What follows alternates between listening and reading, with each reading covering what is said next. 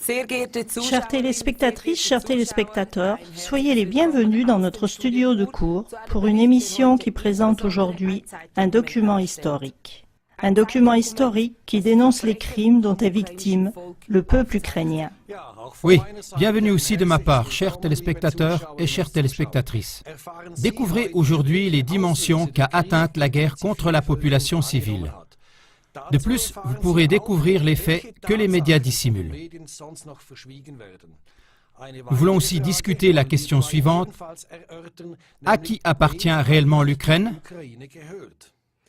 Vous pourrez également découvrir les dimensions incroyables que la censure des médias a atteintes.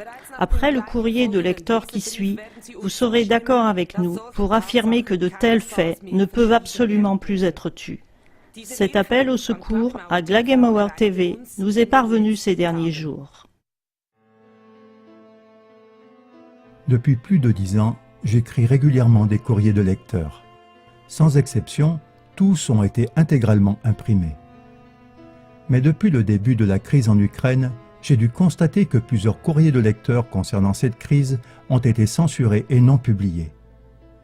Dans la dernière lettre qui n'a pas été publiée, je voulais attirer l'attention sur le génocide qui a lieu actuellement en Ukraine et qui est sans conteste prouvé par des sources dignes de foi. Mais les masses médias occidentaux opposent un front tacite de silence face à cet horrible crime. Pouvez-vous aider à mettre ce génocide à la lumière ? Cet appel au secours nous a poussés à réaliser cette édition spéciale.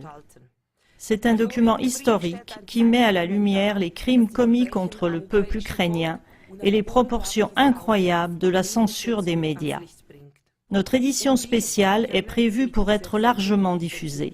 C'est ainsi que cette censure pourra être dénoncée, que les tireurs de ficelles de la grande criminalité dénoncés publiquement seront obligés de rendre des comptes. Et rien de ce qui suit maintenant ne peut être tenu secret. Denis Pushilin est le porte-parole du gouvernement de Donetsk. Au mois de février de cette année, il a publié l'information selon laquelle, depuis le début des combats en Ukraine de l'Est, 7000 personnes ont perdu la vie, principalement des civils. Depuis s'y est ajoutée la destruction totale ou partielle de toute une infrastructure du pays. Les chiffres qui suivent font état des dommages subis jusqu'à présent. 3769 maisons, 1185 installations de distribution de gaz, 351 lignes à haute tension et centrales électriques, 88 distributeurs de chauffage urbain, 28 installations d'eau potable, 47 hôpitaux et cliniques, 192 écoles primaires et maternelles, etc. Les médias occidentaux continuent toujours à propager la thèse que les combats du gouvernement putschiste de Kiev sont uniquement dirigés contre les prétendus séparatistes. Mais les chiffres ci-dessus démentent très clairement cette version. Sans équivoque, le gouvernement putschiste de Kiev fait la guerre contre la population civile. Ceci est confirmé par Yuri Rushenko. Yuri Rushenko est correspondant de guerre indépendant. Il affirme le fait effrayant suivant, je cite, « La garde nationale ukrainienne connaissait les principaux quartiers généraux des séparatistes, mais ils n'ont pratiquement tiré que sur des cliniques, des écoles et des cibles d'infrastructures, de façon à ce que tout le monde soit épouvanté et pris de panique. » Fin de citation.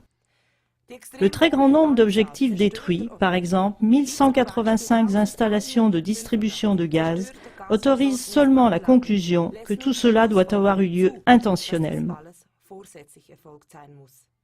Comme Kiev ne fournit maintenant plus de gaz à certaines parties d'Ukraine de l'Est, devant la catastrophe humanitaire qui a lieu dans cette région, le président russe Poutine a parlé de génocide. Mais sur ce point aussi, la question se pose. Pourquoi ces faits et ces contextes sont-ils restés oubliés dans les médias du mainstream ? Chers téléspectateurs, le sujet suivant montre également une autre perspective qui révèle pourquoi la population en Ukraine doit supporter tant de souffrances. En 2011 déjà, lors d'une conférence de presse, Igor Berkut, président du parti Velikaya Ukraine, a expliqué comment tout cela est relié de façon terrifiante. il a formulé ses observations en disant en substance: Il faut comprendre que l'Ukraine soviétique et l'Ukraine d'aujourd'hui sont des pays complètement différents. Notre petit pays appartient maintenant à un petit groupe de milliardaires appelés oligarques, qui sont tous dans le gouvernement ou qui ont de l'influence sur celui-ci, sans lien avec le peuple. Selon la constitution de l'URSS de 1978, l'Ukraine était un État du peuple. Dans notre constitution actuelle, cela n'est plus écrit. Lorsque notre pays est tombé entre les mains de ces quelques milliardaires qui ont acquis les usines, les entreprises, etc., ceux-ci ont aussi reçu le peuple. Mais aucun propriétaire de ce pays ne voulait de ce peuple. Pourquoi les propriétaires devraient-ils prendre sur eux des obligations sociales pour des millions de personnes qui ne leur apportent aucun profit? Actuellement, comme toute cette population consomme quotidiennement des ressources du pays, leur but principal est de se débarrasser d'elles d'une manière ou d'une autre. Il n'y a probablement pas grand-chose à ajouter.